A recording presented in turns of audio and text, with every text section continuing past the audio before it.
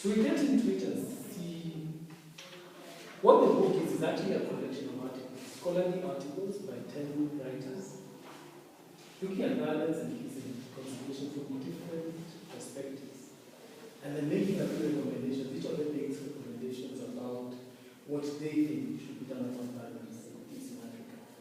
So we look at Africa, the setting before, how Africa was before the onset of Western culture and civilization, so to speak. So we realize there are very strong historical and cultural elements that were very affirming of Africa. Something like land had a religious component. It was not just a commercial property like what we have now. It was something that enabled you to live. And the traditional economic system favored distribution, not profit. It ensured people shared and it enforced solidarity.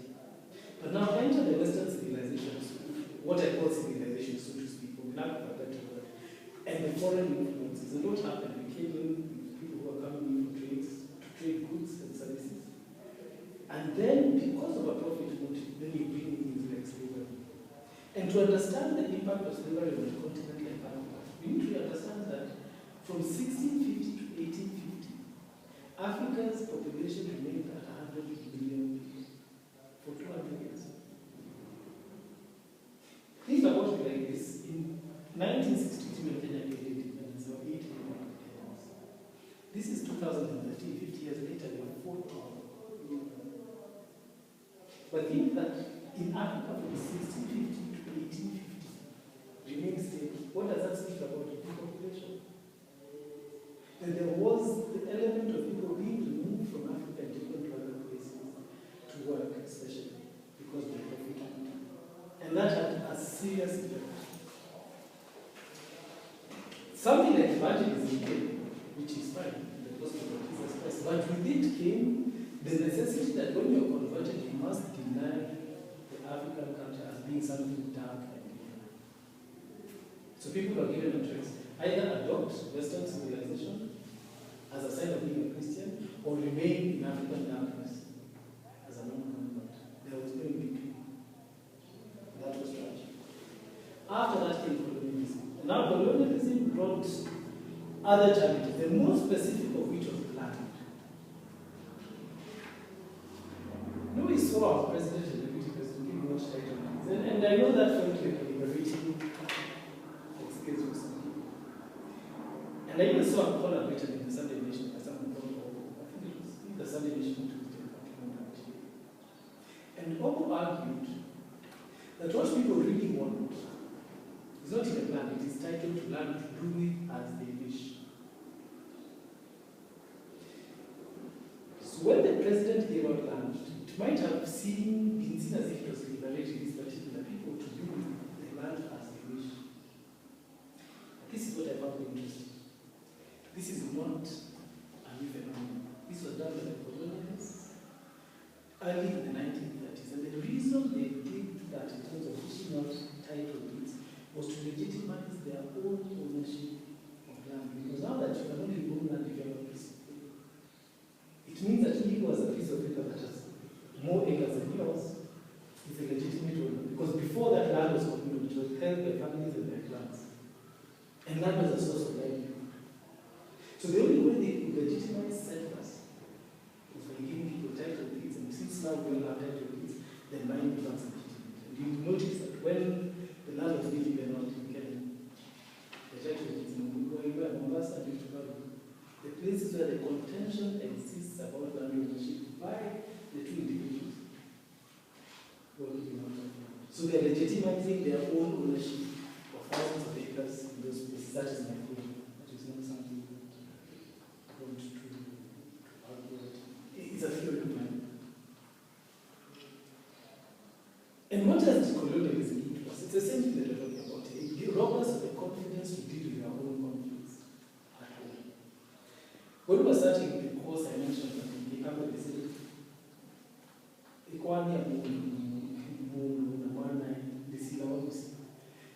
an argument between a father and a son cannot be settled within the family setting. That is true. But to say that there is an individual who cannot be subjected to a judicial process in the entire republic using all the mechanisms we have, I think is unfortunate. And it is true that to try and hold a trial in our country, of our president and our deputy president, in our current setting is almost impossible. But we ought never have reached to that stage if we had proper African cultural settings in place. And this is what this program is about. The other issues about education, how we've been educated. We've been educated to become workers, to fit into the system and become subjects. Good citizens who come to work every day and they do their work and they consume the goods that the government produces for them, and they leave. So now this book now defines violence. It's defined as a state of being powerless and impotent, something that harms physically or morally, abuses or injuries and causes physical pain or mental suffering, loss, and basically inhumanity against humanity. Now, violence in Africa before Western culture came was present, it is true, to a certain degree. In my clan, if you come for a clan meeting, either late or drunk, they have a very interesting thing they do to you. They put you in a fertilizer bag. These small bags of 50 kilos. It's very small. It's the highest is something like this. But even a person like me with feet, obviously assisted by beating the hair with the head, I'll be persuaded to fit it. It is tied at the top, and you're left outside in the sun for the duration of the meeting to teach you a lesson and never to pass it on. To teach you a lesson that you never do this again. And for him, anyone who has ever been subjected to that has never come back to a class meeting. You never do that again. Okay? So there was an element of violence, yes. But now there's this new one which the Western culture brought from us, which includes things like torture, abuse, self-abuse, and abuse of other people. Things like drug abuse, alcohol abuse. Because alcohol was not abused by Africans. Because even when you look at the proverbs in my culture, they always say, drunkenness robbed the elder of his bangle. The bangle used to be what signifies power and authority in society. And if you've been consistently drunk,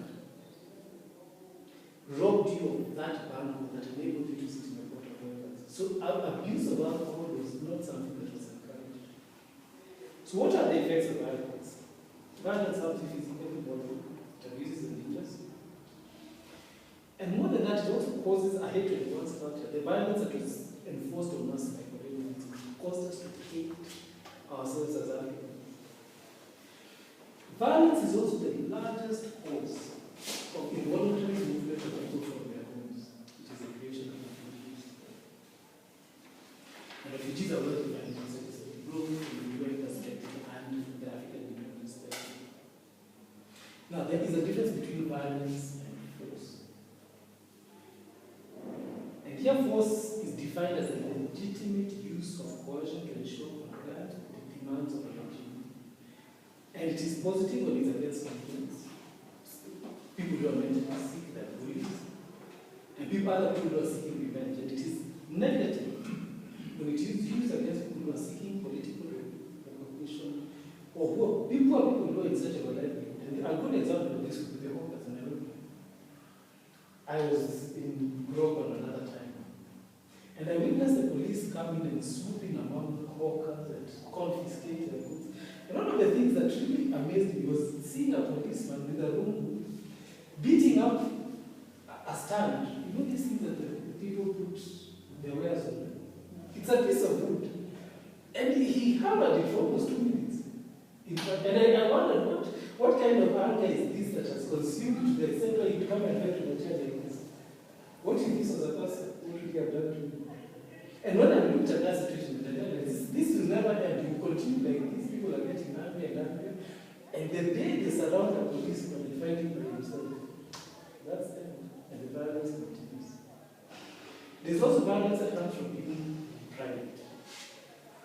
This was important for me because it talks about social and economic deprivation and how people react to being socially or economically deprived or disadvantaged. Because people also have their own standards of living. That I know that because now I'm doing an object degree or I'm doing a master's degree, that I'm entitled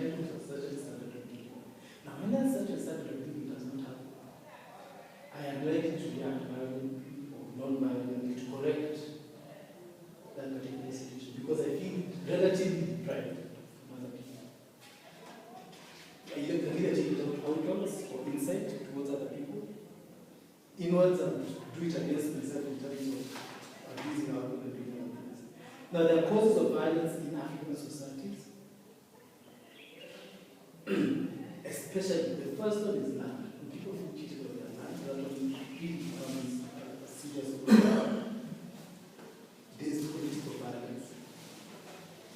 There is, and this political violence is brought about by the fact that many times we have leaders who will not descend from power. You ascend to power, and you feel that there's no way for you to come back down. Very few leaders have actually resigned their positions or gracefully left office. The only one I know is the president of Tanzania in Africa who have left for time. But the others have clung on to power and used violence to do that. Violence affects many people. It affects most of them. And we talked about that. It is a lot. Things like child abuse. For me, it was very difficult to deal with. Because you have situations where, even as the elite, again, for lack of a better word, engage children to work in our own home, to serve our children. Our children are going to school, and you have engaged another child who is the age of the children to work. And that child is also now abused by sometimes the man of the house, demands sex from the child, and also abused by those other children.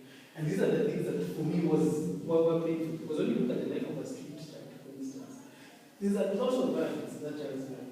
Violence from the police, violence from passers-by. You're vulnerable to anyone, and this manifests itself in a situation like this.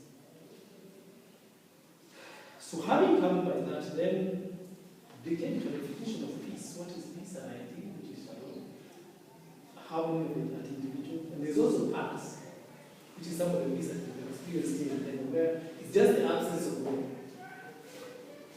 It's just that war is absent, but otherwise you cannot call that peace. And there's the ultimate peace, which is the inner peace that Jesus showed. But even in the midst of trial, that Jesus could stand in a place and be calm. Even when people are planning to throw over a mountain and walk through them. That is the ultimate peace. The expression of peace. So there are solutions and mitigations to peace, as suggested in this book. The first one was to rehabilitate Africans, so to become masters of our own destinies. The second one was for Africans to become more self-reliant. The third was the enforcement of land laws. And the reinvention of Africa. You know, Europe reinvented itself after the Cold War. Europe was a very scattered country, but after the Cold War, that died down in the 1990s. Europe was able to reinvent itself and come out as an economic bloc. And Africa also can learn from that and reinvent itself. But we stopped being the way we portrayed to now. There are solutions that did not agree with regard to violence, African violence. One of them was the prohibition of all offensive weapons. All offensive weapons, to remove them from society. Number one was, when I look at it, and I look at Pokot and Turkana, that system has never worked. Because you're removing weapons from one place and leaving them in another place, and soon enough, those ones realize that these ones are not armed, and they come in and you have threats. So I did not agree with that. I did not have an alternative. Possibly to arm everyone, but again, so what is the Christian's role in addressing issues of violence? The first one is to rethink our current theology. And realize that God also spoke to Africa, that Africa also has a message. Africa's culture has a message about the gospel of Jesus Christ, and we need to take that message seriously. Number two, recognize that Christianity is powerful, especially in the question of peace. You cannot have peace without the Christian church involved.